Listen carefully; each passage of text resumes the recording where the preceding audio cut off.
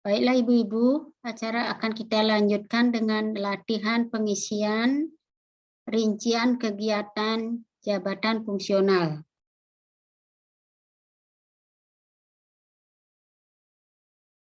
Sudah tampak Ibu-Ibu?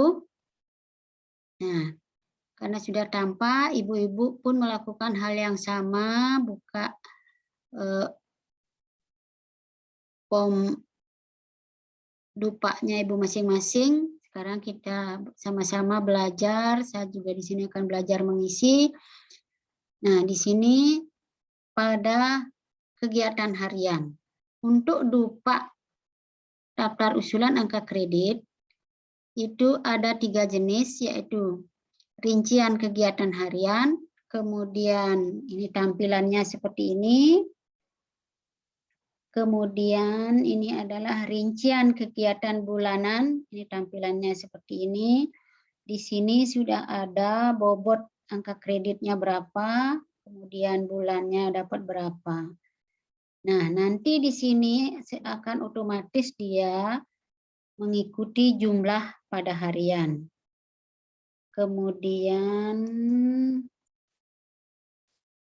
ada tampilan per semester.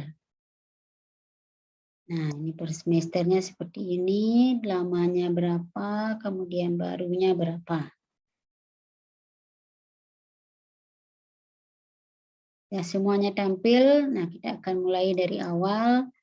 Nah, di sini ada nama pejabat fungsional. Itu adalah nama kita sendiri, misalnya saya Niwayan Lusri Wahyuni AMDKEP, kemudian instansi atau unit kerja, misalnya UPTD Puskesmas 2, Dinas Kesehatan, Kecamatan, Denpasar Utara. Jabatan, di sini tulis jabatan yang sedang kita pangku, misalnya bidan penyelia. Kemudian pangkat dan golongan, misalnya penata tingkat 1, 3D. Nah, di sini adalah rincian kegiatan harian jabatan fungsional bidang keterampilan. Bulannya misalnya Juli tahun 2022. Selama periode 1 semester akan ada 3 seperti ini, 6 yang seperti ini yang harus kita buat, yaitu misalnya periode Juli sampai Desember itu akan kita membuat Juli, Agustus, September, Oktober, November, dan Desember. Nah, kemudian di sini yang kita akan tulis adalah unsur, misalnya unsur utamanya adalah pelayanan kebidanan. Kemudian subunsurnya adalah pelayanan kesehatan ibu. Nah, di sini uraian kegiatan atau tugasnya melakukan pengkajian pada ibu hamil fisiologis. Nah, misalnya pada tanggal 1 dapatnya 2, pada tanggal 2 dapatnya 4. Nah, ini angka ini akan otomatis. Nah, 2 tambah 4, 6, dan begitu seterusnya. Begitupun dengan yang lain, misalnya melakukan pengkajian pada ibu hamil patologis. Nah, misalnya dapatnya 1, kemudian tanggal 2 tidak ada, kemudian dapatnya 1, kemudian dapatnya 2. Nah, ini akan secara otomatis dia. Begitu selanjutnya.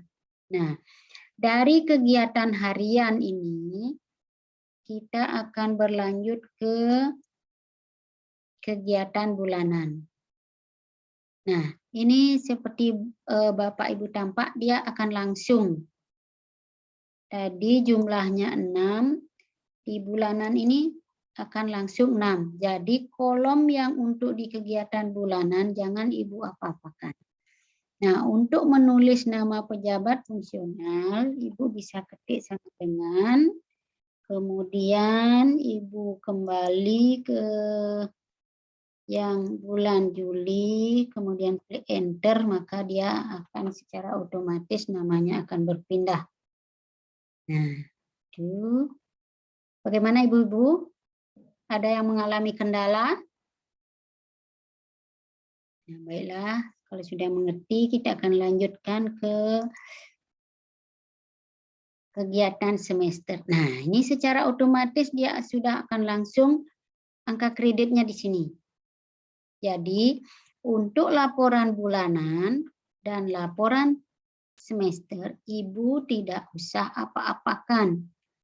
Tidak boleh dibuat secara manual karena memang saya sudah rancang dia menggunakan rumus.